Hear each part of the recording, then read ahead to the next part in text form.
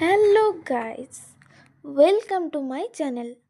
আজ তোমাদের সাথে একটা রান্নার ভিডিও শেয়ার করব, চিলি পনির। তো দেখতে থাকো। তো এখানে আমি কেটে নিয়েছি আদা, রসুন, লঙ্কা, পেঁয়াজ ও ক্যাপসিকাম।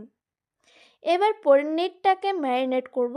তো ম্যারিনেট করার জন্য একটু কাশ্মীরি লাল লঙ্কা গুঁড়ো, পরিমাণ মতো লবণ, ব্ল্যাক পেপার ও কর্নফ্লাওয়ার নিলাম।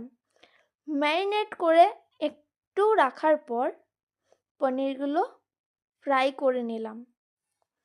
পনিরগুলো ফ্রাই হয়ে গেলে এখন কুচিয়ে রাখা আদা ও রসুন তেলে দিলাম। কেটে রাখা পেঁয়াজ ও ক্যাপসিকামটা দিলাম। দেওয়ার পর 4 থেকে 5 মিনিট ফ্রাই করার পর এখন দেব green chilli sauce, soya sauce, tomato ketchup.